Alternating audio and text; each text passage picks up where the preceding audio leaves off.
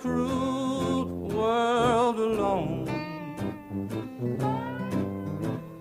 See that bell on that train, don't you hear that whistle blow?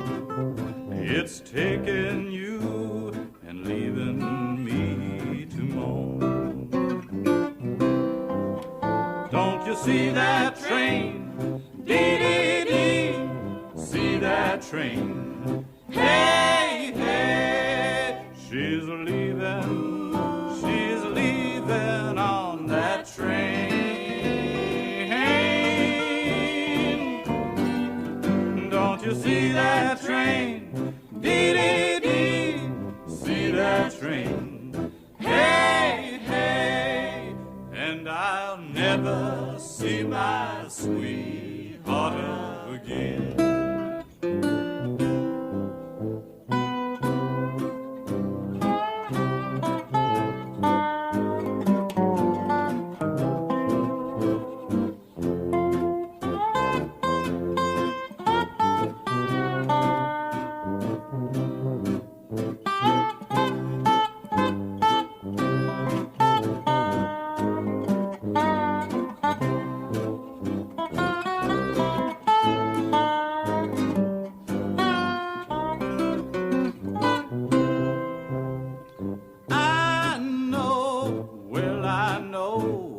Did not treat her right.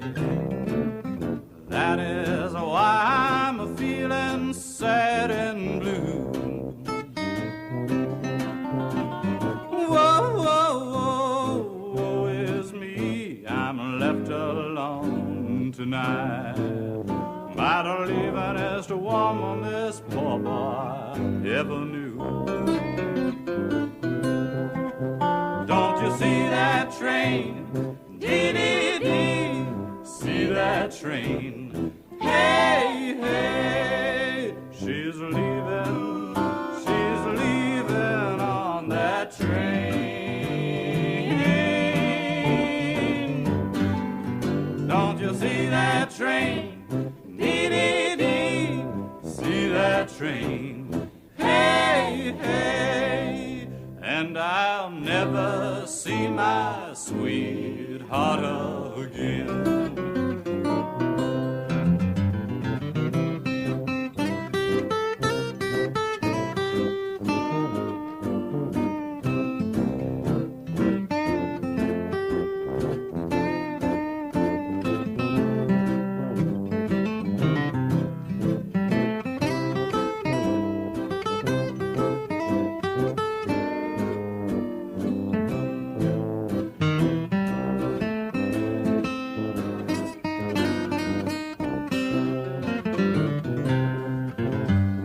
See that train, dee-dee-dee, see that train? Hey, hey, she's leaving on that train. Don't you see that train, dee-dee-dee, see that train? Hey, hey, and I'll never see my sweetheart again. Oh yeah, that was Mitch Greenhill and Maine Smith. Don't You See That Train? It was from their album called Storm Coming on Bay Records. And I'm having a little trouble with the phone, so we're going to try again to get Mitch on the line. But that was Doc Watson playing that guitar break towards the end of that record. So we're going to try to get Mitch on the line, and we're going to hear from one of the musical mavericks that he writes about in his book, Pete Seeger, in the meantime. So hope you are enjoying the music here on Roots Music and Beyond. I'm your fourth Saturday host, Mark Humphrey, and if you can help us out during our fundraiser, we'd love to hear from you at 818-985-5735, or online you can go to kpfk.org, and here with a little environmental message is the great Pete Seeger.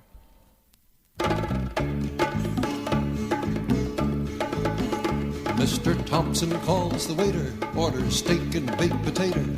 He leaves the bone and gristle and he never eats the skin. The busboy comes and takes it, with a cough contaminates it, puts it in a can with coffee grounds and sardine tins. And the truck comes by on Friday and carts it all away. 1,000 trucks just like it are converging on the bay. Oh, garbage, garbage, garbage, garbage, garbage, garbage. We're filling up the seas with garbage. What will we do when there's no place left to put all the garbage? Mr. Thompson starts his Cadillac, winds it down the thruway track, leaving friends and neighbors in a hydrocarbon haze. He's joined by lots of smaller cars, all sending gases to the stars, there to form a seething cloud that hangs for 30 days. And the sun licks down into it with an ultraviolet tongue, turns it into smog, and then it settles in our lungs. Oh, garbage, garbage, garbage, garbage, garbage, garbage. We're filling up the sky with garbage. What will we do when there's nothing left to breathe but garbage?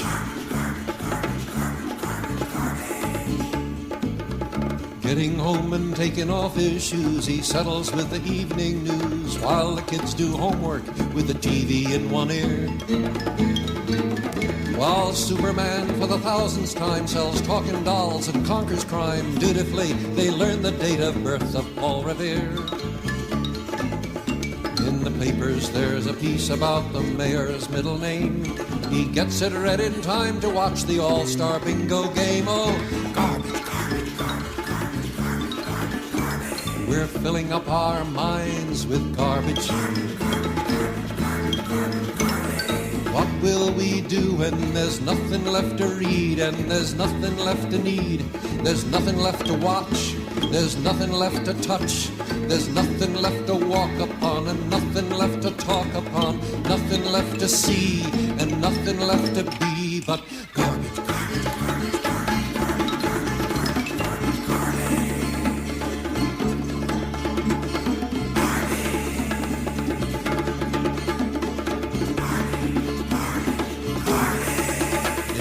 Mr. Thompson's factory, they're making plastic Christmas trees, complete with silver tinsel and a geodesic stand. The plastic's mixed in giant vats from some conglomeration that's been piped from deep within the earth or strip mined from the land. And if you ask them questions, they say, why don't you see? It's absolutely needed for the economy. Oh, garbage. Their stocks and their bonds all garbage. What will they do when their system goes to smash? There's no value to their cash, there's no money to be made, but there's a world to be repaid. Their kids will read in history books about financiers and other crooks, and feudalism and slavery and nukes and all their knavery. To history's dustbin they're consigned, along with many other kinds of garbage, garbage, garbage, garbage.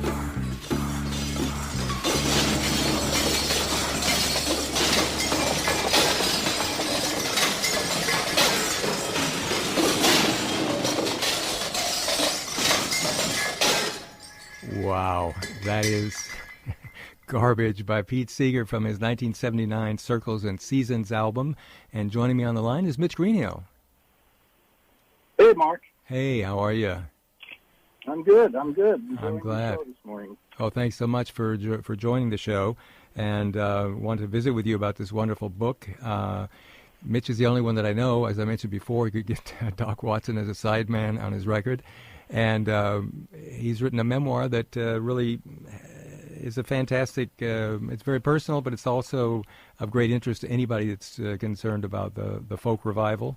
And I'll just read something that you wrote, Mitch, from the book. Musical moments of wonder light my way and illuminate my path from childhood to maturity. From each of my guides and mentors, I learned something about music, about myself, and about how a man carries himself in the world. And you kind of had an all-access pass to the folk revival as it evolved, And the gentleman that we heard, Pete Seeger, gave you skating lessons? Well, kind of. This whole thing started when my dad got it into his mind that he wanted to present Pete Seeger in concert. Right. He'd known Pete a little bit from their New York days in the labor movement. And so, I don't know how he got it into his head, really, but at one point in the summer, he packed the family into the family car, and we drove from Boston to the western part of Massachusetts to a concert that the Weavers were presenting at Tanglewood. I don't remember much about the concert, but I certainly remember Manny and Pete having this meeting afterwards. It was like a steamy summer day in the Berkshires, and Pete was very concerned because he was just starting to branch out from the Weavers into solo gigs, and he would have concerts booked, and then there would be a big right-wing complaints. Right. Yeah. American Legion was one of the big operations at the time because he was a leftist and a communist sympathizer, and the concerts would be canceled. So he said, "I need somebody who's not going to bail." And my dad said, "Okay, that's me. I won't bail." And so a few months later, this was just it's 1957. I'm 13 years old, and things were a lot less formal, I guess, than they became, or maybe that they were in other parts of the world. So when Pete Seeger was coming to do a concert for my dad, he stayed at our house. He and his wife Toshi, and they came a number of times, sometimes with the kids, and once with even Pete's mother. And I do remember on the afternoon of the concert, Pete decided to go ice skating, took me ice skating, which I was never very good at, but Pete was, he would just, it was kind of a lesson, because the lesson was to keep your balance and go forward and don't fall down. And right. I managed not to fall down too much. But, I ran into Pete for every now and then for years later, including, I guess the last time was at the Woody Guthrie 100th birthday concert in Brooklyn College. And he would always, bring up that skating episode, and always be surprised that I looked a little different than I did at 13 years old. Well, you really had some interesting homeschooling, you could call it, from a variety of legends, and one of whom your mom would sanctify his coffee. You want to explain what that was all about? Well, that was Reverend Davis. Reverend Davis, he would come down to breakfast. He would actually, I think he was always had a jacket and tie on. And he would sit down to breakfast, and he'd say, "Miss Greenhill, would you please sanctify my coffee?" And by which he meant put a shot of whiskey into the coffee. And my mom, being a good member of the Reverend's Amen Chorus, would say, "Yes, indeed, Reverend."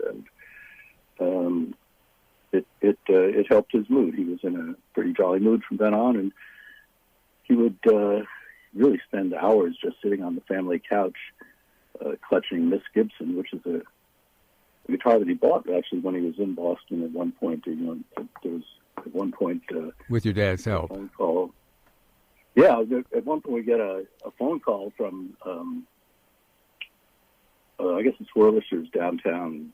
The proprietor was saying, "There's this guy. He just won't let go of this guitar. He says you're good for it." And my dad said, "Okay, I'm good for it." And I think it cost $500 or something like that. Which was a pretty good chunk of change in those days. Yeah. Yeah. Although that guitar is a treasure. Yeah. And Reverend, being blind, he would not be interested in letting the guitar out of his hands. If it was in his hands, he always knew where it was. And yeah. In his hands, he was usually playing something. And that really got my attention.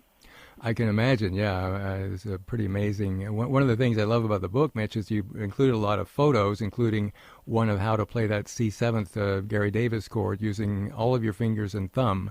And if you play it, you sound just for that second like your Reverend Gary Davis. Well, I guess I had a little guitar lessons by that time, and I guess anybody who's tried to wrangle a guitar comes up against the bar chord every now and then. Sure, That's the only way the only accepted way of playing a chord without using open strings. But the Reverend would put his thumb not only over the sixth string, which is, already verboten in classical guitar lore, but he had these rather large hands, and he would put his thumb over the bottom two strings. Right, yeah. And so then he had his other four fingers to handle the other four strings, and this C7 fingering, actually, because he would play it on any, because you have no open strings, you're totally free. You can play it anywhere up the neck. Just moves all around there. One of his best-known tunes that uses this is Samson and Delilah, If I Had My Way. That is all over the place. An amazing recording that he made, and let's listen to that. And again, thanks for giving as an excuse to share some of this kind of music.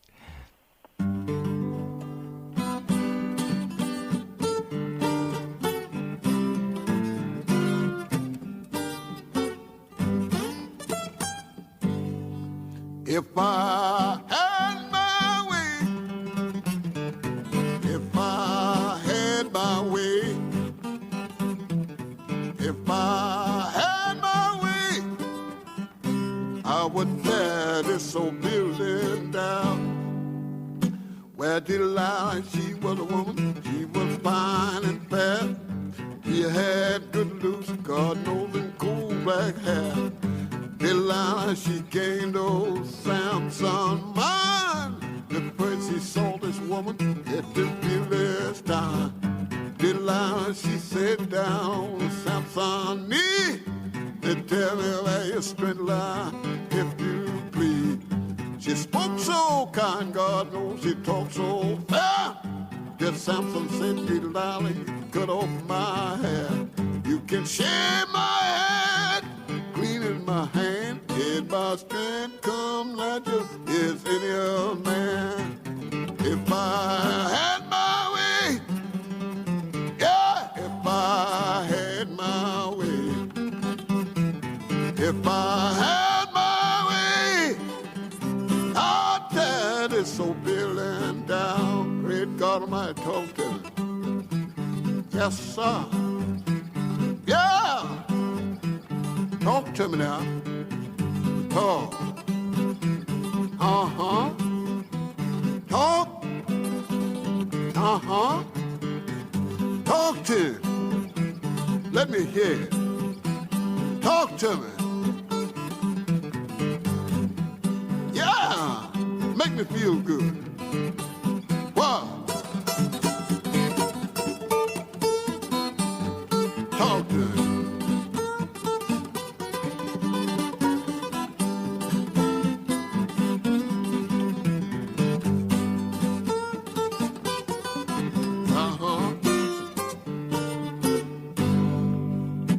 You read about old Samson, all from his birth. He was the strongest man that ever had lived on earth. So one day while Samson was walking along, he looked on the ground and saw an old jawbone. He stretched out his arm, God knows it broke like thread. When he got to move it, didn't tell one bit. Good God, if I had my way, if I had my way,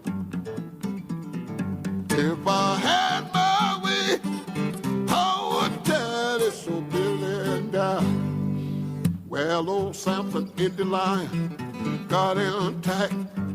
Samson, he jumped up on the lion back.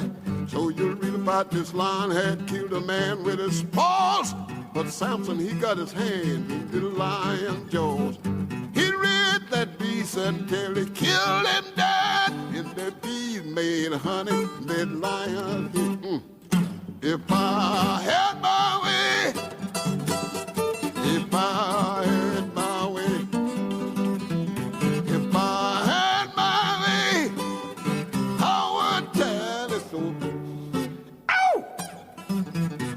If I had my way, if I had my way, if I had my way, I would. Good God. Wow. the great Reverend Gary Davis. And with me on the line is a gentleman who got to hang out, got to have homeschooling from Reverend Davis. You do realize how many guitar players are envious of you, Mitch? I've been hearing a little bit of that. Yeah.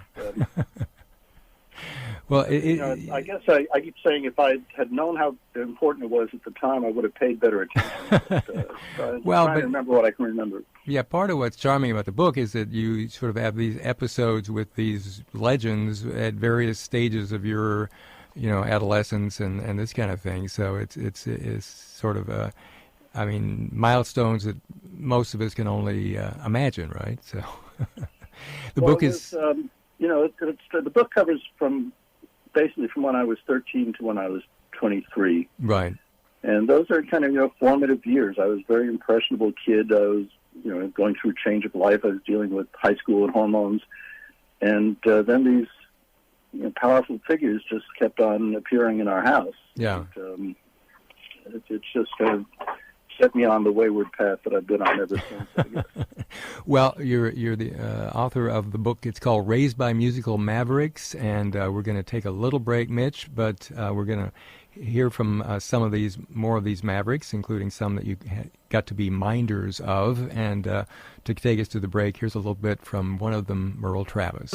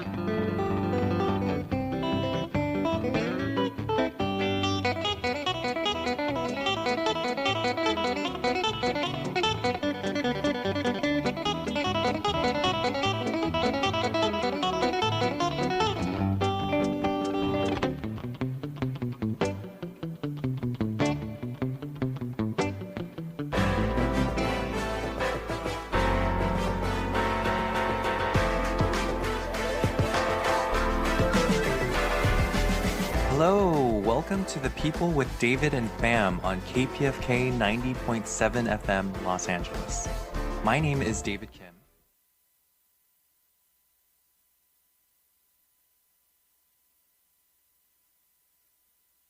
Hey, this is Jeff Moldauer, and you're listening to Roots Music and Beyond here on KPFK 90.7 FM Los Angeles.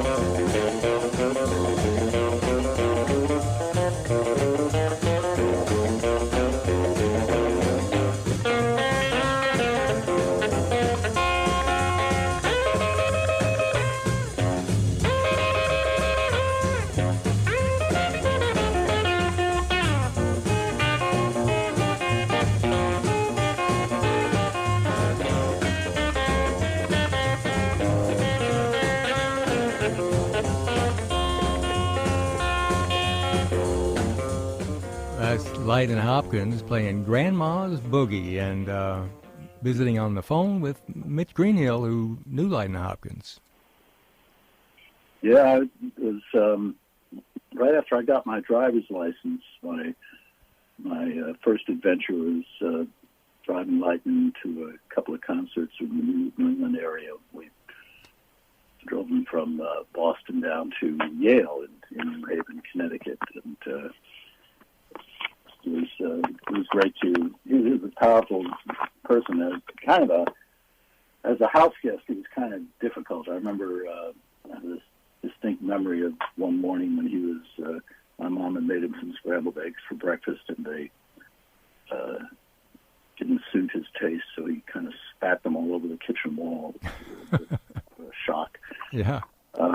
But to I was 16 at the time, so this transgressions were my meat and potatoes. So it was great to be out on the road with Lightning and his guitar and his bottle of gin. I can imagine. Yeah. He tore apart Yale University. I certainly recall that. And you when we talked about Lightning, you said that "Baby Please Don't Go" would be a good choice to play. Well, my chapter on Lightning in the book ends with the last time that I saw him, which was at a club in North Beach in San Francisco, and this was years after his wayward mentorship of me, and he kind of placed who I was, and we had a nice little chat in the dressing room afterwards. He was already obviously suffering from some health issues.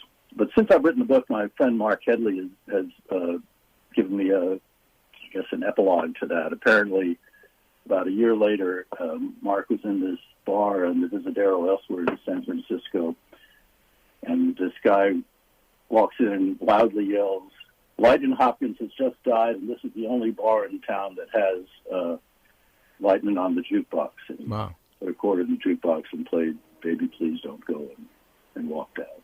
All right. Well, we're visiting with Mitch Greenhill, author of Raised by Musical Mavericks, and here's an early one from that musical maverick, Lightning Hopkins, "Baby Please Don't Go."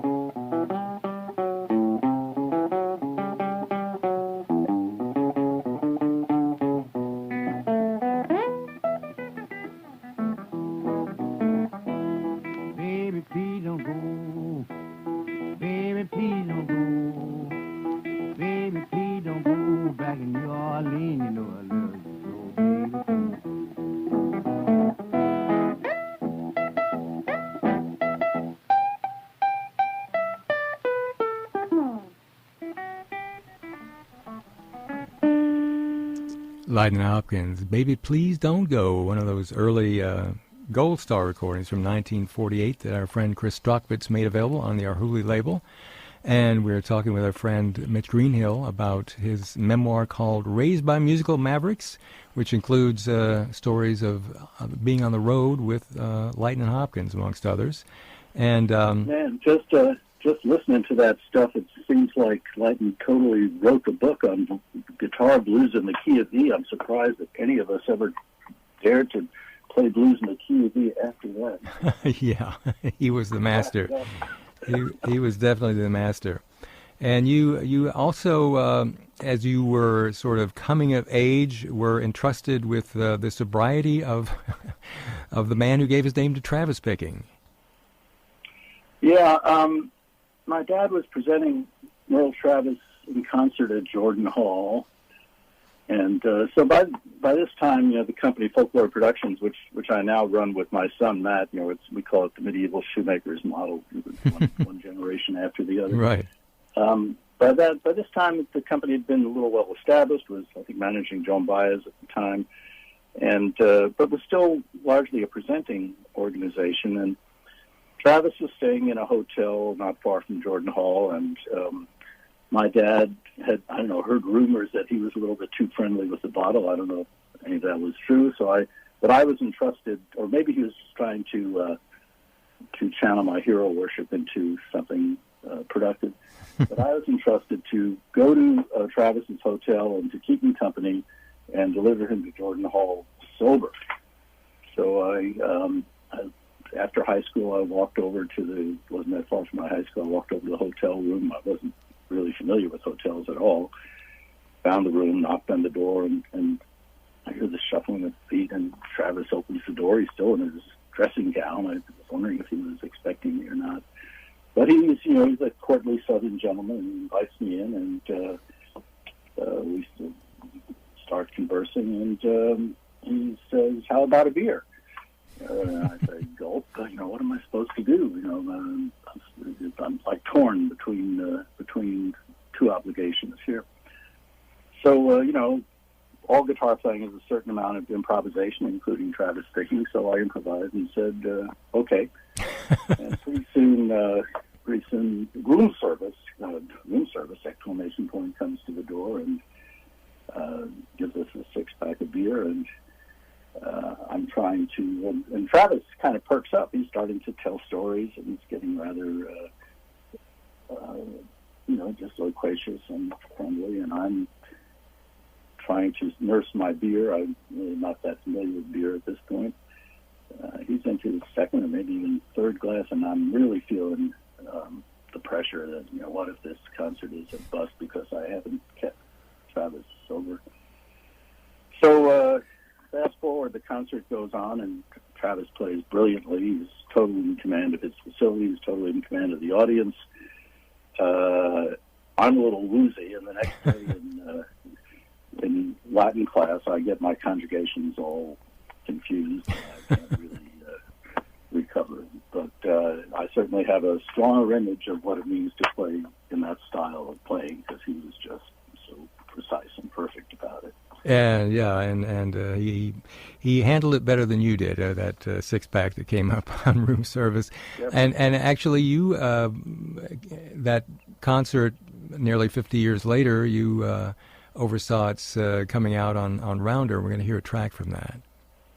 Yeah, but Mike Seeger, I think, was the recordist who recorded it, and then in years to come, I did some editing on the thing and sequencing, and it was really kind of an eye opener in a technical recording sense, because these days we have all these reverb models. You can get a reverb model of Carnegie Hall or whatever, but the reverb in Jordan Hall was so great that we didn't add anything to it. Great. Of course, they've now improved Jordan Hall to the point where the reverb is not as good as it used to be, but that's a whole other story.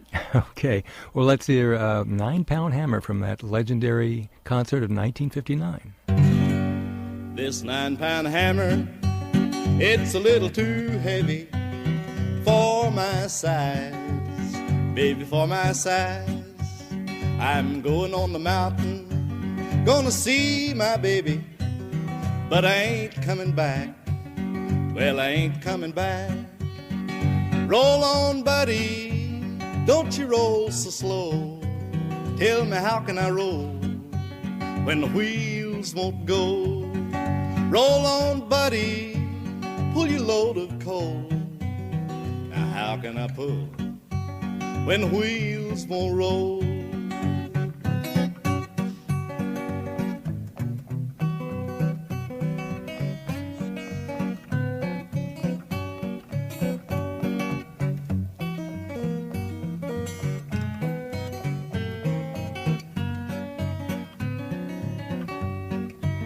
It's a long way to Harlan, it's a long way to Hazard, just to get a little brew, just to get a little brew. Well, when I'm long gone, you can make my tombstone out of number 9 coal, out of number 9 coal. Hey, roll on, buddy, don't you roll so slow. How can I roll when the wheels won't go? Roll on, buddy, pull your load of coal. Tell me, how can I pull when the wheels won't roll?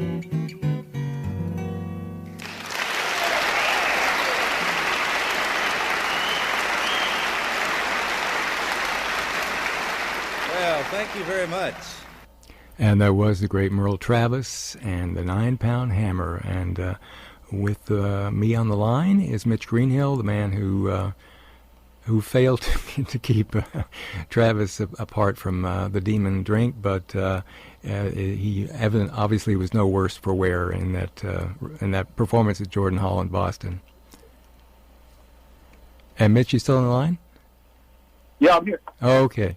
So visiting with Mitch Greenhill is about his new book called Raised by Musical Mavericks, which is a great memoir, very personal on the one hand, but also very insightful into a lot of legends that we all admire, such as Merle Travis and the gentleman that we're going to close this segment with, Doc Watson and his son Merle.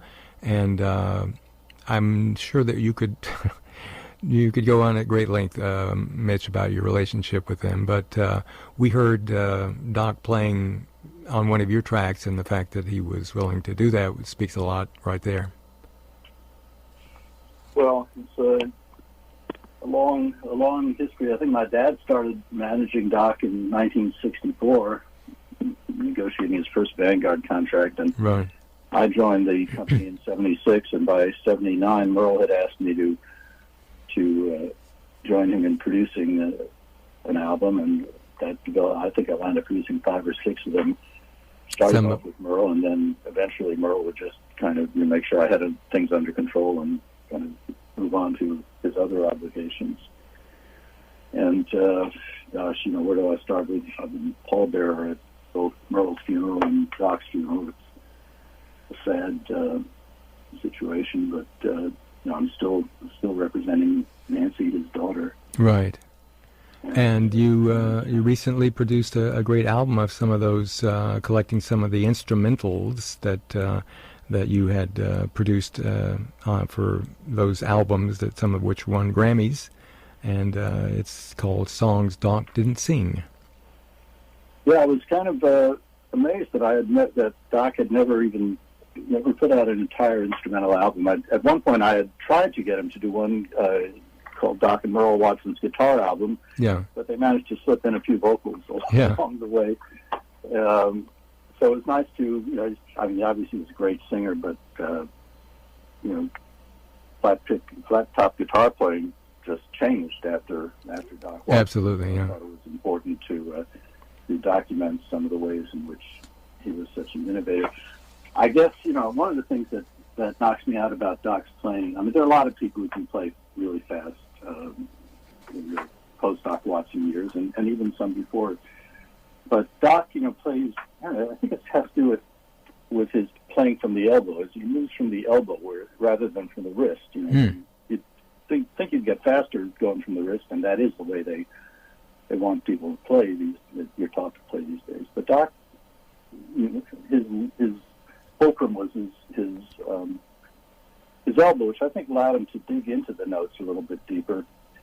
And, as I said, there are a lot of people who can play fast, but Doc is the only one I know who can play really fast and feel like he's taking his time. Yeah, exactly. Never felt rushed listening to Doc Watson. It was kind of magical that way.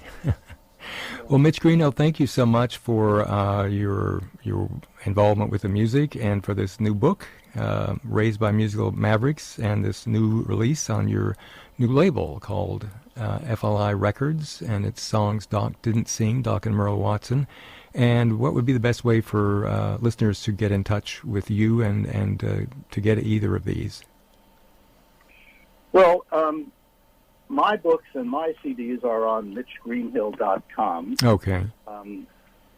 And the Doc, we're not set up to do retail for FLi Records yet. So if somebody wants an actual CD, I'm afraid I have to send you to a record store or to Amazon or something. Sure. It's also on all those streaming platforms. Hopefully, we'll get that straightened away at some point or other.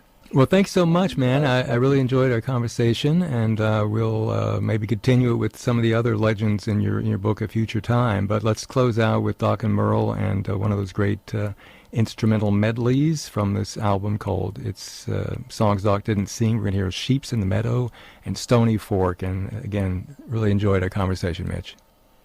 Thank you, Mark. My pleasure.